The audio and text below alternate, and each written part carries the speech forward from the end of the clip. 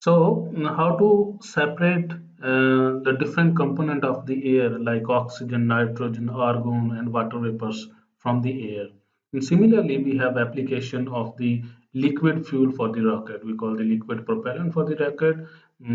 I mean, how to convert? Let's say the fuel is hydrogen, but in rocket we use as a liquid fuel. So, how to convert the gas, let's say hydrogen, to liquid? And similarly, in order to study the superconductivity of certain material, which is, I mean, superconductivity is achieved at a very low temperature, maybe at below minus about minus 273 degrees centigrade. So, how can we achieve these very low temperature, or how can we convert the gases into liquid? Now, to understand this concept, let's say. um, let's say if we have this gas, let's say this is gas. The gas molecules have a large volume and they are separated with a large distance. Now to convert this gas into a liquid they have small volumes, right? One way is that we apply pressure on the gas. When we apply pressure on the gas molecules they come closer to each other, right? They come closer to each other. But by applying pressure only, we cannot convert this gas into liquid. That's not possible because the energy of the gas molecule is already there. It remains with the molecule. As we remove the pressure, then the gas molecules again come back to its original state. I mean, in the gaseous state. So what we have to do, we have to remove the energy of the gas molecules.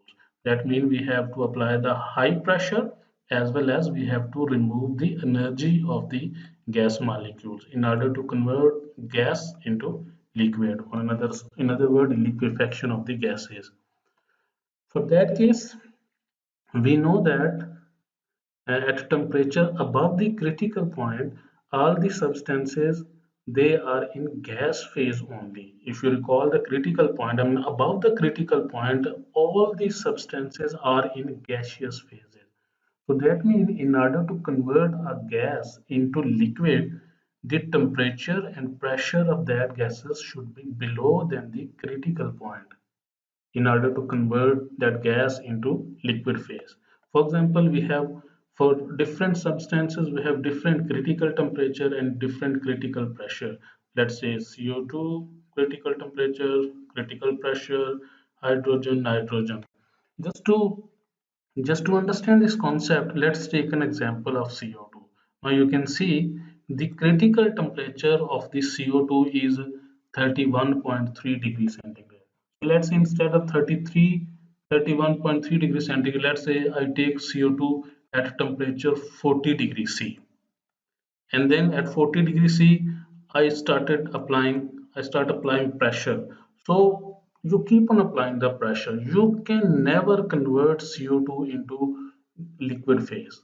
So that means in order to convert that CO2 into liquid phase, the temperature should be lower than the critical point. Because above the critical point, I mean above the 31.3 degrees centigrade, let's say 40 degrees C, you can never convert CO2 into liquid.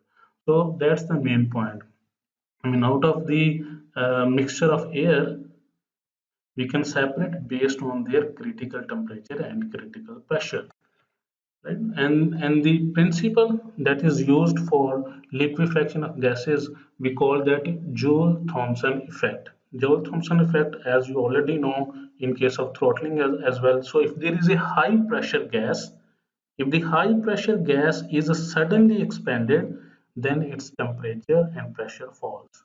So that's the main principle of liquefaction of gases, which is also called Joule-Thomson effect. Let's say to understand that principle, let's say any gas enters into the compressor, which is a multi-stage compressor. Multi-stage compressor means, let's say at point 2 here, the gas entered into multi-stage compressor. This is the first stage, then cooling, second stage, then cooling, then third stage, then cooling, and then fourth stage. So that means that's a very high pressure compared to this pressure. So we have achieved a very high pressure at point 3. right? So at point 3, let's say it moves down. First, the energy of the molecule is removed with the help of that very cold gas. So energy is removed. Then at point 5, it is high pressure gas is suddenly expanded. So that means at high pressure gas at this one is suddenly expanded here. So that's called the Joule-Thomson effect. So as a result, the temperature and pressure will fall. So here we'll have the mixture of the liquid gas and the vapors. So the gas which is in vapor form, that will go back here, will go back and right, that will go back and that will keep on continue, but that gas can be used to extract the heat, I mean the energy of the molecule. That principle is called a Linde-Hampson system for liquefying the gases, but the principle used here we call the Joule-Thomson effect. So this is how, but again, one important point is, I mean, after the multi-stage compression, how we remove the energy of the gas molecules, we use a heat exchanger. Now, this heat exchanger is the same similar one as we discussed previously. I mean, the heat exchanger I mean, this is like the, you can say the condenser, is the condenser, right? And then on the top we have another evaporator, right? So the heat of this condenser is given to the evaporator of the top cycle, right? So that means if we are using an evaporator for absorbing the heat of the condenser, that means here at 4 we can get very low temperature of that gas. That gas, heat of the gas is given to another evaporator, another refrigeration cycle.